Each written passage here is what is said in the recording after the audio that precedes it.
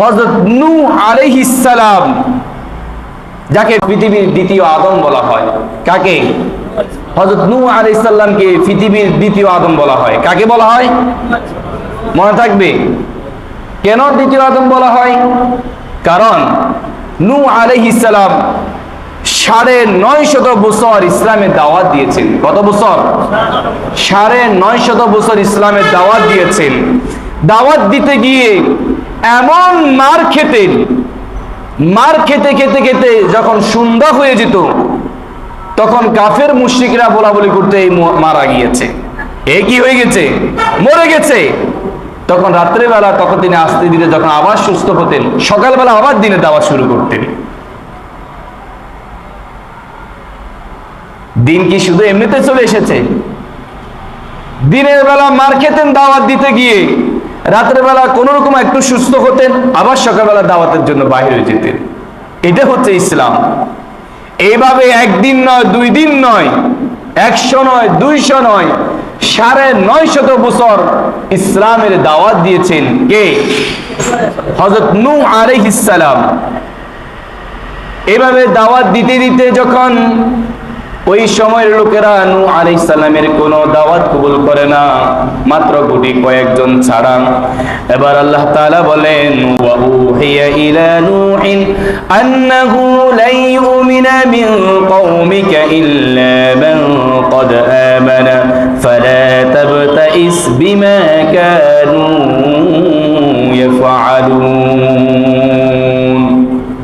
আমি নূহের প্রতি ওহী প্রেরণ করেছিলাম, ও নূহ, তারা তোমার প্রতি ঈমান আনবে না, তারা তোমার প্রতি ঈমান আনবে না।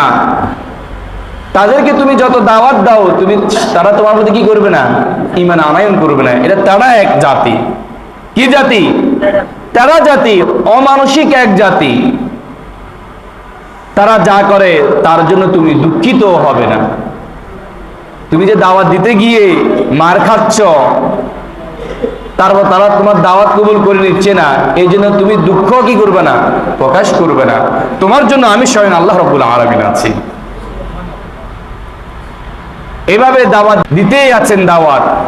এরপরে যখন তার কওমেরা কোনোভাবেই তার দাওয়াত কবুল করে না, তখন আল্লাহ তাআলার কাছে অতিষ্ঠিত হয়ে, কোন নবী কিন্তু বদদোয়া করে না কোনো জাতির প্রতি। এমনিতে কোন নবী কোন জাতির প্রতি কি যখন ধৈর্যের সীমা পার হয়ে যায়, তখন যা বদদোয়া করে। কথা কি বুঝতে পেরেছেন? আল্লাহ রাসূল সাল্লাল্লাহু আলাইহি ওয়াসাল্লাম কারোর জন্য বদদোয়া করেছেন? বদদোয়া করলে কি কোনো কাফের বাচ্চা খেয়ে যেতে পারতো? দুনিয়াতে কোনো কাফের থাকতো? আল্লাহ রাসূল যদি কোনো কাফের জন্য বদদোয়া করত, এই পর্যন্ত কোনো কাফের টিকে থাকতে পারতো না। কিন্তু রহমতের নবী, দয়ার নবী শুধু দোয়াই করে গেলেন। একটি লাশ রাসূল সাল্লাল্লাহু আলাইহি সাল্লামের সামনে দিয়ে যাচ্ছেন, তিনি দাঁড়িয়ে গেলেন। সাহাবীরা বলল, ইয়া রাসূলুল্লাহ, এই তো কাফের লাশ। আল্লাহ রাসূল সাল্লাল্লাহু আলাইহি সাল্লাম বলেন, সে কি মানুষ নয়? সুবহানাল্লাহ। আমি তো মানুষ, সে তো মানুষ, এই জন্য আমি দাঁড়িয়ে গেলাম। আমিও মানুষ, সেও মানুষ। সে কোন ধর্মে সেটা আমি বিবেচনা করি নাই, সে যে মানুষ এই জন্য আমি দাঁড়িয়ে গেলাম। কেমন নবী ছিলেন! এরপরে নূহ আলাইহিস সালাম আল্লাহ তাআলার কাছে আবার দোয়া করতে লাগলেন। ওয়া ক্বালা নূহু রাব্বি লা তাযার আলাল আরদি মিনাল কাফিরিন দাইয়ারা।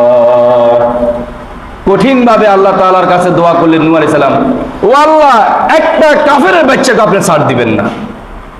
আমি 950 বছর এভাবে দাওয়াত দিতে লাগলাম, আর তারা আমাকে অতিষ্ঠ করে, আমাকে জ্বালাতন করতেই আছে, মারতেই আছে। সুতরাং আপনি একটা কাফেরের বংশকে আপনি রাখবেন না। ইন্নাকা ইন তাযারুহুম ইউদিল্লু ইবাদাকা ওয়া লা ইয়ালিদু ইল্লা ফাজিরান কাফফারা।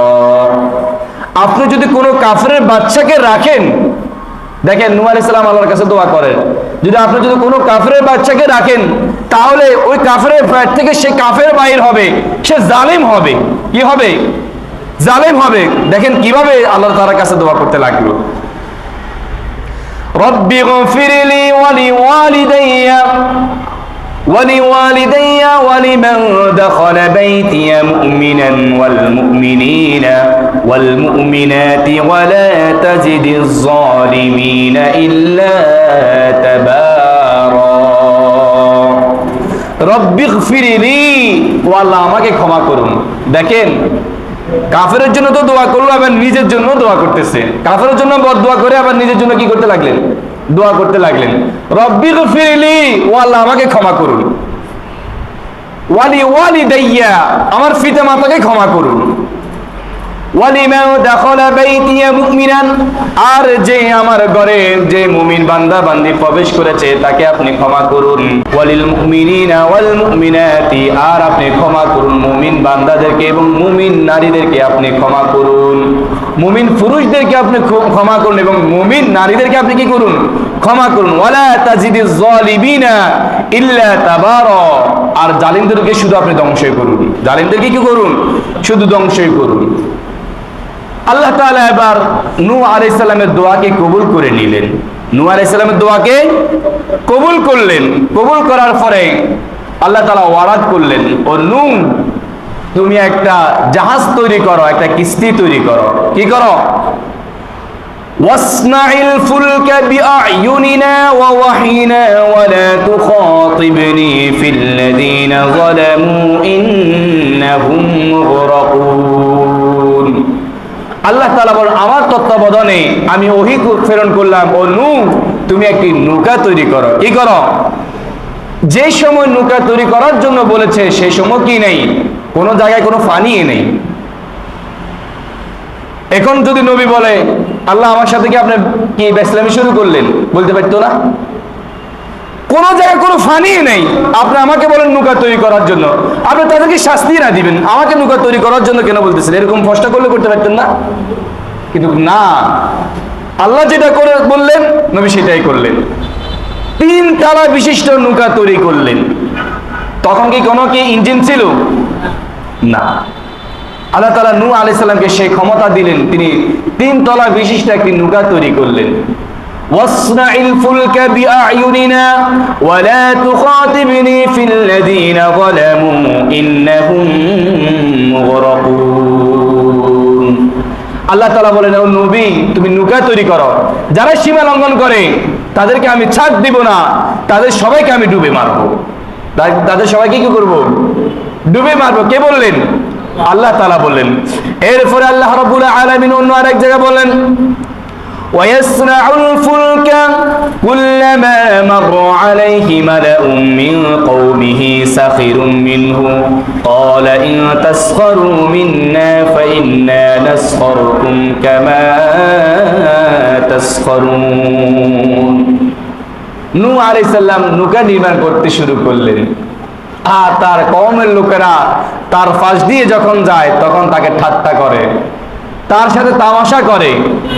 আরে বেটা কোনো পানি নেই, তুই কেন নৌকা তৈরি করতে লাগলি? এইভাবে সবাই পাগল ছাগল যা বলা দরকার তা বলতে লাগলো। কাকে? হযরত নূহ আলাইহিস সালামকে। নূহ আলাইহিস সালাম কার সিদ্ধান্তে নৌকা তৈরি করতে লাগলেন? কোনো পানি আছে? ওই সময় জমিনে কোনো পানি ছিল? পানি ছিল না, কোনো নদী নাই আশেপাশে। এই অবস্থাতে আল্লাহ তাআলা বললেন নৌকা তৈরি করো। আর যখন তিনি নৌকা তৈরি করতে লাগলেন তখন সবাই তার সাথে ঠাট্টা শুরু করলো, তামাশা শুরু করলো, কিন্তু তিনি তার আল্লাহ তাআলার অর্ডার মানতে লাগলেন। যখন নৌকাটি স্বয়ং সম্পূর্ণ হয়ে গেল, দেখেন কাফের মুশরিকরা কত জঘন্য। যখন নৌকাটি তৈরি করা হলো, তৈরি করার পরে এবার নূহ আলাইহিস সালামকে তো হেয় প্রতিপূর্ণ করলো, এবার নৌকার সাথে শুরু করে দিল। কার সাথে? নৌকার সাথে। নৌকাতে গিয়ে সবাই ফেকানা শুরু করে দিল। কি করে দিল? নৌকাতে যখন সবাই ফেকানা করতে করতে করতে একেবারে লেভেল হয়ে গেল, নৌকা বরাবর কি হয়ে গেল? লেভেল হয়ে গেল, আর জায়গা নেই। এক তাফসীরে এসেছে এক বৃদ্ধ একেবারে বয়স্ক এক নারী, সে তার 2 ছেলেকে বলল যে বাবা তোরা যে নৌকাতে যে ফেকেনা করতেছস আমাকে একটু নিয়ে যা, আমিও অন্তত কষ্ট করে হলে একটু ফেকেনা করি আসি। নাউজুবিল্লাহ। তখন তারা 2 জনে দুই ছেলে তাকে নিয়ে গেল, মহিলাকে নিয়ে যখন কষ্ট করি বসালো ফেকানা করার জন্য। ফেকানা তো নিচে তো সব ফেকানাই, ফেকানার টাল হয়ে গেছে, স্তূপ ধরে গেছে। ওই মহিলা একটু স্বাস্থ্যবান ছিল, দুই ছেলের কোনো ব্যতিক্রমের কারণে ওই মহিলা কোথায় চলে গেছে? একেবারে নৌকার তলায়, ফেকানার তলায় চলে গিয়েছে। তখন হাবুডাবু খেয়ে যখন সে তাকে উপরে নিয়ে আসা হলো, ওই সময় আবার আল্লাহ তাআলা সবাইকে চর্মরোগ ধরনের এক ধরনের রোগ দিয়েছে, যে রোগ কোনো ওষুধে ভালো হচ্ছিল না, কোনো ডাক্তার কোনো মেডিসিনে কোনো ওই রোগের কোনো কি ভালো হচ্ছিল না, কোনো মেডিসিন নেই, ওই রোগের কোনো মেডিসিনই নেই। যখন ওই মহিলাকে যখন উঠিয়ে নিয়ে আসলো, আসার পরে গোসল দেওয়া হলো, দেখে যায় ওই মহিলার বয়স মনে হয় যে একেবারে একটা যুবতী মহিলার মতো হয়ে গেছে। সুবহানাল্লাহ বলবেন না? এবং তার শরীরে কোনো রোগে নেই, কোনো চর্মরোগ বলতে কোনো রোগেই নেই। সবাই তো অবাক, জানাজানি একজন থেকে যখন জানাজানি শুরু করলো, কোথায় গিয়ে এই সমস্যার সমাধান হয়েছে? বলেছে ওই জায়গায়। এবার সবাই যেখান দিয়ে লাগায় সেখান দিয়ে সুস্থ, যেখান দিয়ে লাগায় সেখান দিয়ে কি? কাদের ফায়খানা? নিজেদের। কাদের ফায়খানা? এটা কার ওয়ার্ডারে? আল্লাহ তাআলার ওয়ার্ডারে। আল্লাহ তাআলা সব কিছু করতে পারেন। এইভাবে একজন নয় দুইজন নয়, সবাই এবার বালতি ভরে নিয়ে যাচ্ছিল, নিয়ে যেতে যেতে শেষ, খালি আর জায়গা নেই, আর কি নেই, আর কোনো ময়লা নেই। কিন্তু ধরেন না, হয়তো উত্তরবঙ্গে বা অথবা দক্ষিণবঙ্গের লোকেরা কি শুনেছে, হয়তো তারা পায় নাই, সবাই তো একই রূপ। এখন তারা দেখে আর কি নেই, কোনো ময়লা আর নাই, কোনো ওষুধ মেডিসিন আর কি কোনো নেই। এখন তারা কি করবে?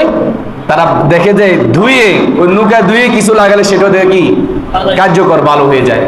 এইভাবে অন্তত কয়েকবার ওই নৌকাকে ধুয়ে ফেলা হয়েছে, ওই যে আগের মতন করে দেওয়া হয়েছে। কার অর্ডারে? আল্লাহ তাআলার অর্ডারে। আল্লাহ তাআলা যদি চান বাদশাকে ফকিরকে বাদশায় রূপান্তর করতে পারেন। এরপরে এবার আল্লাহ রাব্বুল আলামিন অর্ডার দিলেন, ও নবী, তুমি তোমার যত লোক আছে সবাইকে নিয়ে নাও, যারা ঈমানদার তাদের সবাইকে কি করো? নিয়ে যাও। কুল নাহমিল ফিহা মিন কুল্লি যাওজাইন ইসনাইনি ওয়া আহলাকা ইল্লা মান সাবাকা আলাইহিল কওলু ওয়া মান আমানা ওয়া মা আমানা মাআহু ইল্লা কলিল। যত জীবজন্তু আছে তোমার জানা মতে প্রত্যেকটা জোড়া দুটা করে উঠিয়ে নাও। এরপরে যারা তোমার বিরুদ্ধে ছিল তারা ছাড়া বাকি যারা ঈমানদার তাদেরকে নিয়ে নাও, তোমার পরিবারে যারা ঈমানদার তাদেরকে নিয়ে নাও। আল্লাহ তাআলার কাছে নূহ আলাইহিস সালাম রিকোয়েস্ট করলেন, আল্লাহ আমার কেরানকে আমি নিয়ে নিই। আল্লাহ বলেন, না, কখনো না। গত সপ্তাহে বলেছিলাম যে নূহ আলাইহিস সালামের কয় ছেলে ছিল? 4, হাম, শাম, ইয়াফেস এবং কেনান। ইয়াফেস নিয়ে যে গত সপ্তাহে আলোচনা করেছিলাম, ইয়াফেজের বংশধর কারা বলেন? ইয়াজুজ এবং মাজুজকে নিয়ে আমরা আলোচনা করেছিলাম গত সপ্তাহে। ইয়াজুজ মাজুজ কাদের বংশ? ইহফাজের বংশ গত সপ্তাহে বলেছিলাম। তাহলে এই 7 জনের মধ্যে 3 জন ঈমানদার ছিল, কিন্তু কেনান ঈমান আনে নাই। আল্লাহ তাআলার কাছে বারবার নূহ আলাইহিস সালাম বলেছেন, আল্লাহ বলছেন না, কখনো হবে না, তাকে উঠানো কিনা কোনো সুযোগ নেই, বেঈমান এই নৌকাতে উঠতে পারবে না। 3 তলা বিশিষ্ট নৌকা আল্লাহ তাআলা সৃষ্টি করে দিলেন। প্রথম 3 নম্বর তলাতে আল্লাহ তাআলা নারীদেরকে রাখার জন্য বললেন, দ্বিতীয় তলাতে পুরুষদেরকে রাখার জন্য বললেন, আর নিচ তলায় যত জীবজন্তু আছিল সবাইকে রাখার জন্য বললেন। কিন্তু সকল জীবজন্তু মাথা নত করে শুধু নিচের দিকে ছিলেন, কোনো একটা জীব অন্য জীবের দিকে তাকানোর সুযোগ ছিল না। কার অর্ডারে? এক জীবজন্তু আরেক জীবজন্তুর সাথে দেখা হলে কি হয়? লাগালাগি হয় কিনা? মারামারি হয় কিনা? এক জীব আরেক জীবকে খেয়ে ফেলায় কিনা? কিন্তু না, যাদেরকে উঠানো হয়েছে সবাই নিচের দিকে, কারোর দিকে তাকানোর কোনো সুযোগ ছিল না, আল্লাহর অর্ডার। কিন্তু এক নারী ঈমানদার এক বুড়িকে নৌকাতে উঠার কথা ছিল, নূহ আলাইহিস সালাম ভুলে গেলেন। এক বয়স্ক এক নারীকে নূহ আলাইহিস সালাম বললেন যে অমুক দিন প্লাবন হবে, ওই প্লাবনে আমি তোমাকে নিয়ে যাব, নৌকাতে আরোহণ করবা তুমি। কিন্তু নূহ আলাইহিস সালাম ভুলে গেলেন। 40 দিন পর্যন্ত প্লাবন হলো। কতদিন? নিচ থেকে শুধু পানি উঠতেই আছে, আর উপর থেকে আসমান থেকে পানি শুধু নামতেই আছে। পৃথিবীর যত বড় পাহাড় পর্বত সবগুলো ডুবে গিয়েছে, কোনোটা বাদ না। যত উচ্চ পাহাড় আছে সবগুলো কি একদিনে ধূলিসাৎ হয়ে গিয়েছে সবগুলো। 40 দিন পর্যন্ত শুধু নৌকাটাই আছে, আর কিছুই নাই, শুধু পানি আর পানি। এই পানিগুলো, এই নৌকাটা কোথায় গিয়ে ভেসেছে আল্লাহ তাআলা সেটা বলেন। ওয়াকিলা ইয়া আরদু বুলঈ মাআকি ওয়া ইয়া সামাউ আকলিঈ ওয়া গীদাল মাউ ওয়া কুদিয়াল আমরু ওয়াস্তাওয়াত আলা জুদিহি ওয়া কিলা বু'দান লিকাওমিজ যালিমিন। আল্লাহ তাআলা এবার জমিনকে অর্ডার দিলেন, ও জমিন, যত পানি আছে সবগুলো তুই খেয়ে ফেল। জমিনের যত পানি উপরে আছে সবগুলো জমিনকে অর্ডার দিলেন কি সবগুলো তুই গ্রাস করে ফেল। আর আসমানকে অর্ডার দিল, আর একটা ফুটো তুই কি জমিনে ফালাইবি না। পানি নেই, পানি শূন্য, এবার যা দরকার তাই আছে, অর্থাৎ আর কোনো কি জাহাজ নৌকা চলার মতো আর কোনো পানি নেই। এবার বন্যা নেই, যখন সবগুলো শেষ হয়ে গেল, আল্লাহ তাআলা জুদি নামে এক পাহাড় আছে যেটা তুরস্কে আছে। কোথায়? ও পাহাড়টা কোথায় আছে? তুরস্কের একটি পাহাড় আছে, জুদি পাহাড়। আল্লাহ তাআলা কোরআনে সেটা বলে দিলেন, ওই জুদি পাহাড়ের কাছে এই নৌকা সেখানে স্টপ হয়েছে, সেখানে থেমেছে। আর যেদিন থেমেছিল সেই দিন ছিল 10 মুহররম, আশুরার দিন। কোন দিন? 10 মুহররম, আশুরার দিন ছিল। ও যে এক মহিলার কথা বলেছিলাম, যে মহিলাকে বলেছে আমার নৌকায় আসিও, না হয় কিন্তু তুমিও ডুবে মরবা। নূহ আলাইহিস সালাম তো ভুলে গেলেন। 40 দিন পরে যখন নৌকা স্তম্ভিত হলো, পানি নেই, নূহ আলাইহিস সালামের মনে পড়লো, হায় রে, ওই মহিলার কি অবস্থা, একটু দেখে আসি। মহিলার কাছে যখন গেলেন, দেখেন যে আগের যে ঘর ঠিক তখনও কি একই ঘর। মহিলা দেখে প্রথমে জিজ্ঞেস করলো, ও নূহ, তুমি কি আমাকে নিতে এসেছো? আমি তো সবগুলো রেডি করেছি। নূহ আলাইহিস সালাম চোখের পানি ফেলে আল্লাহ তাআলা ওই মুহূর্তে আল্লাহ তাআলার দরবারে সিজদায় পড়ে গেলেন, যে আল্লাহ তাআলা কি দেখতেছি এটা, তোমার কি রহমত, কি করুণ কাহিনী, তুমি কি করতে না পারো? সারা পৃথিবী শেষ, কিছুই নেই, আর ওই মহিলা অক্ষত অবস্থায় আগে যেরকম ছিল এখন সে ঠিক ওরকমের ছিল। নূহ আলাইহিস সালাম আল্লাহ তাআলার দরবারে সিজদায় পড়ে গেলেন। এই কারণে আল্লাহ তাআলা বাদশাকে ফকির বানাতে পারেন, ফকিরকে বাদশা বানাতে পারেন, জীবিতকে মৃত করতে পারেন, মৃতকে কি করতে পারেন? জীবিত করতে পারেন।